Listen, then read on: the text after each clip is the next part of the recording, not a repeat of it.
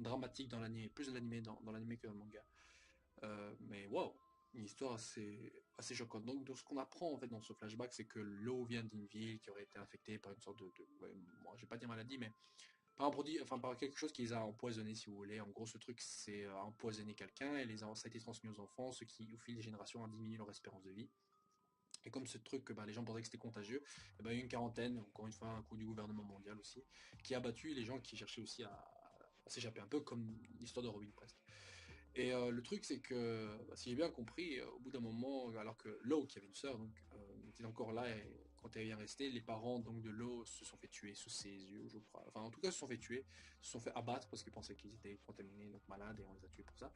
Et l'hôpital où était sa sœur donc, a été brûlé, la tuant également. Donc les parents, enfin toute la famille de Lo a été tuée, quoi. Et donc, ouais, voilà, c'est ignoble. Les pauvres, franchement, il n'y a pas une histoire de One Piece où il y a quelqu'un qui se fait jamais tuer. Enfin bref, en tout cas, toutes ces histoires, bien que durant tout le manga, on nous montre, on présente le gouvernement mondial, la marine comme des soi-disant des sauveurs, les sauveurs potentiels, on découvre de plus en plus que finalement, putain, c'est des enculés. C'est des gros enculés. Je sais pas si on aura un lien avec le siècle perdu, avec tout ça, je doute, mais en tout cas, tout cela nous donne donc le flashback qu'on entendait enfin sur l'eau, qui nous donne un peu son background, et c'est vrai que eh bien, on a été bien servi. En tout cas, ce chapitre aussi, et le dernier en fait sur le précédent, nous introduit également, finalement, donc ouais, surtout à Corazon. Corazon, donc le frère de Doflamingo, j'imagine, ouais, le frère de Doflamingo. Et certains pensaient que Corazon était un frère jumeau de Doflamingo et tout, mais en fait, ils ne ressemblent pas vraiment. Pas, ils ont peut-être un air de famille, effectivement, mais ils ne ressemblent pas. Donc, ceux qui disaient qu'on avait vu Corazon en fait dans l'épisode 0 de One Piece, où donc, genre, on voyait les anciens pirates, tout ça, au moment de l'exécution de Roger, sont gourés, c'est pas lui. Mais autant dire que Corazon est assez sympathique, autant dire que le mec, il hésite pas à tabasser les enfants, mais il a l'air de quand même pas trop non plus les détester, enfin, allez, il les frappe, mais il est pas non plus trop méchant avec eux, par exemple avec Baby Five, ça allait quoi. Euh, et donc de cela, Corazon a l'air bien sympathique et bien un peu taré aussi, j'aime bien ça, c'est sympathique. Mais le chapitre se termine sur une image assez incroyable, vu qu'on voit l'eau qui transperce carrément, qui poignarde donc de dos Corazon, qui se fait d'ailleurs justement facilement poignarder. Quelque chose me dit qu'en fait, son nom de code n'est pas un nom de code pour rien. Peut-être que le Corazon avait justement le fruit du démon de l'eau, peut-être avant, et qu'il a déplacé son cœur quelque part, et donc justement, en le poignardant de dos, transperçant son cœur, quoi, ça lui fait rien, parce que son cœur n'est pas là, mais à l'abri quelque part. Et que c'est comme ça que l'eau a eu son fruit. Parce qu'il faut bien savoir que le fruit le Opéopenomie était un fruit apparemment très bien recherché, vu que ce fruit pouvait permettre d'interchanger les personnalités, comme on l'a déjà vu sur l'île de Punk Hazard.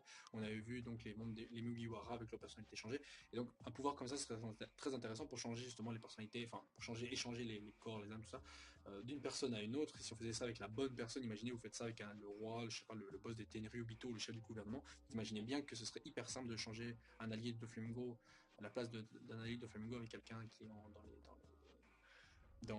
sur l'échelle supérieure, on va dire, et de faire des conneries avec qui faciliterait en gros l'accès au pouvoir de Doflamingo qui ne souhaite qu'une seule chose, détruire un peu le monde, si on veut. Enfin, asservir le monde, être le big boss, et entre-temps, évidemment, être le roi des pirates. Bref, donc tout cela nous montre un peu ce que Doflamingo avait en tête.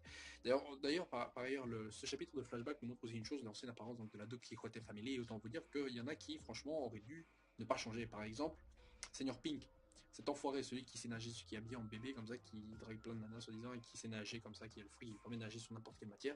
Et putain de merde, comme il est bien plus classe comme il était avant. Diamante aussi était pas mal. Enfin, il était quasiment tous, même Babyface qui était ghost, était bien aussi mignon comme ça. Bref, la plupart de leur look était bien cool, c'est dommage qu'ils aient changé. Mais bon, c'est comme ça, on n'y peut rien, on va devoir faire avec. D'ailleurs, un petit passage avec Law aussi, qu'on avait vu, bon, j'en reparle. Mais autant vous dire que là, le petit côté comique de Sabo était très important pour moi parce que ça définit un peu son personnage qui est tout en triste, ce qui est toujours un peu trop sérieux, on sait bien qu'il est con, mais est-ce qu'il a ce petit côté humoristique avec Luffy et Ace, autant vous dire que oui, et autant vous dire aussi, et j'aime bien tout redire, mais je suis aussi très enchanté de voir que celui-ci forme un petit duo comique avec Koala, vu que c'est certain que ces deux-là vont finir ensemble, c'est quasiment obligé. Mais bon, voilà, c'était juste pour faire le petit point, parce que certainement que Sabo va se reposer à ce moment-là. Oui, Sabo. Hein. Sabo va se reposer à ce moment-là et ne compte pas aider directement Luffy, ou alors on va vraiment se ramener rapidement, mais si Sabo se ramène, je pense pas que Doflamingo fera le poids. Franchement, c'est quand même chaud. Sabo, qui est le numéro 2 des révolutionnaires, qui avait le fruit maintenant, le Logia du feu, qui est un super utilisateur du Haki, qui a été le disciple de Monkey des Dragons, qui c'est pas rien ça. Donc beaucoup de choses dans son CV qui font que s'il se ramenait, Doflamingo, c'est vraiment dans la merde. Mais enfin, je doute vraiment que ça puisse arriver. Bref, certainement qu'on aura donc la suite du flashback dans le prochain chapitre parce qu'il y a encore beaucoup de choses à voir, évidemment. Et surtout comment se dérouler ces relations entre Corazon et Lo, surtout maintenant, comment les choses vont pouvoir évoluer à partir d'une scène où on voit justement quelqu'un qui poignarde un autre de dos. Enfin bref. Donc sur ce, les gens, on se retrouve la semaine prochaine pour le prochain chapitre de One Piece.